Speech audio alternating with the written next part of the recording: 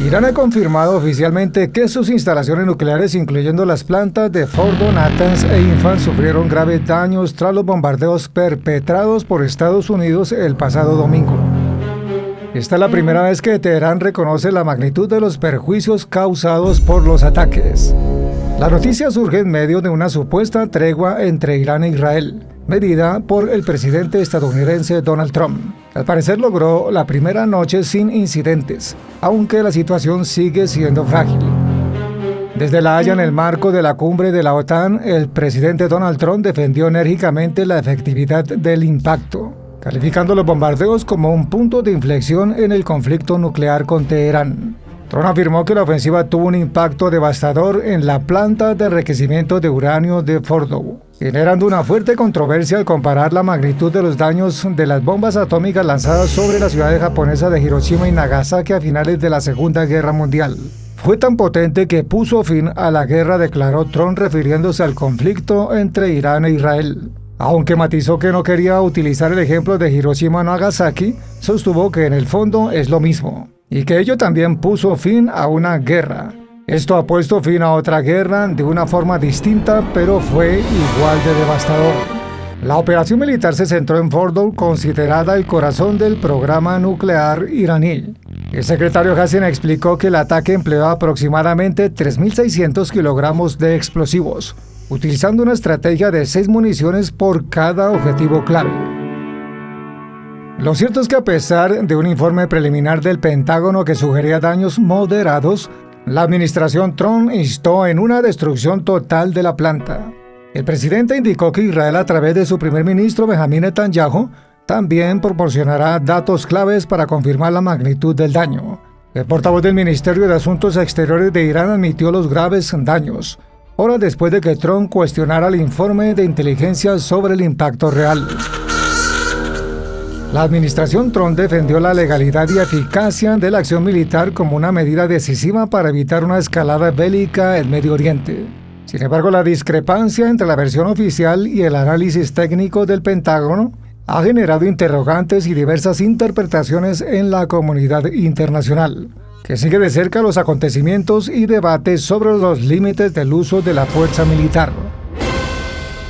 Por otra parte, Donald Trump calificó la reciente cumbre de la OTAN en La Haya como un gran éxito, elogiando las decisiones de los 32 Estados miembros que incrementan drásticamente su gasto en defensa.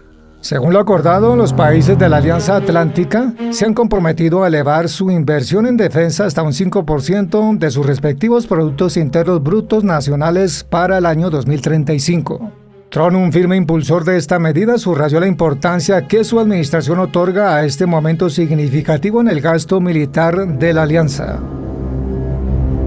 Paralelamente, China ha culpado a Estados Unidos por el inicio de la crisis nuclear iraní y ha instado a una solución negociada para el conflicto. En una reunión del Consejo de Seguridad de la ONU, Fung Kong, representante permanente de China ante las Naciones Unidas, afirmó que Estados Unidos se retiró unilateralmente del acuerdo nuclear con Irán en 2018, restableció y endureció las sanciones e impuso una campaña de máxima presión que impidió a Irán beneficiarse de los incentivos económicos del pacto, forzándolo a reducir sus compromisos. El diplomático chino también señaló que algunos miembros del Consejo de Seguridad, en un intento por justificar las acciones militares de Israel y Estados Unidos, se han limitado a acusar a Irán de violar sus obligaciones de no proliferación. Foucault afirmó que Estados Unidos, a costa de su propia credibilidad, lanzó ataques militares contra instalaciones nucleares iraníes, socavando el proceso de negociación que él mismo inició.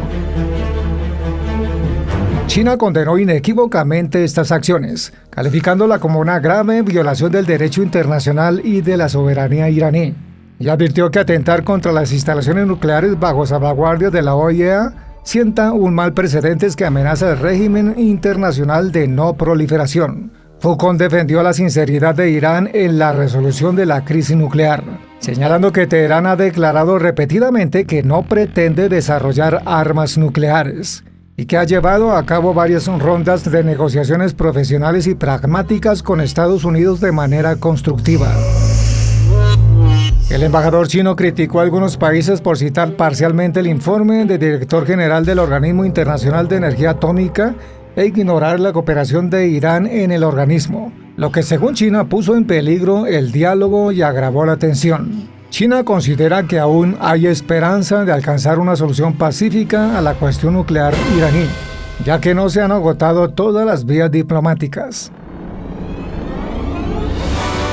China, como miembro permanente del Consejo de Seguridad, se comprometió a mantener una posición objetiva e imparcial y a desempeñar un papel constructivo en el restablecimiento de la paz en Oriente Medio. Adicionalmente, China anunció que hará todo lo posible para ayudar a evacuar a los ciudadanos chinos, incluidos los de Taiwán, afectados por el conflicto en curso entre Israel e Irán. La embajada china en Israel ha emitido avisos para que los ciudadanos chinos se registren con el fin de recibir asistencia de evacuación. El presidente de Rusia, Vladimir Putin, no acudirá en persona a la próxima cumbre del Grupo BRICS, que se celebrará en Brasil del 6 al 7 de julio. La decisión informada por el crimen se debe al temor de ser arrestado en el cumplimiento de la orden emitida por la Corte Penal Internacional en marzo de 2023, que lo acusa de presuntos crímenes de guerra relacionados con la deportación forzada de niños ucranianos. Yuri Ushakov, asesor internacional del Kremlin, explicó que la ausencia de Putin está directamente relacionada con las ciertas dificultades en el marco de las demandas de la Corte Penal Internacional, y señaló que el gobierno brasileño no ha podido mantener una posición firme que permita a nuestro presidente participar en esta reunión. En lugar de la asistencia presidencial de Putin, Rusia será representada en la cumbre por el ministro de Exteriores, Sergei Lavrov. Putin, por su parte, participará en el evento por videoconferencia. Cabe destacar que el presidente chino Xi Jinping tampoco asistirá a esta cumbre.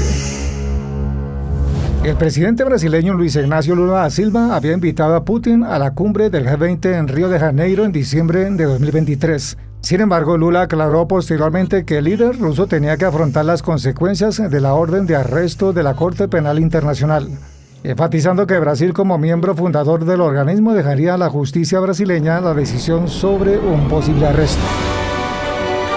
A pesar de la orden del arresto, Putin realizó un viaje a Mongolia en septiembre del año pasado, siendo esta su primera visita a un Estado miembro de la Corte Penal Internacional desde que se emitió la orden. Las autoridades mongolas no procedieron con su detención. En los últimos 2 años, el mandatario ruso ha visitado varios países como China, Emiratos Árabes Unidos, Arabia Saudita, Corea del Norte, Vietnam, Mongolia y varias repúblicas exsoviéticas. Nos vemos en un nuevo capítulo de Antes del Fin del Mundo.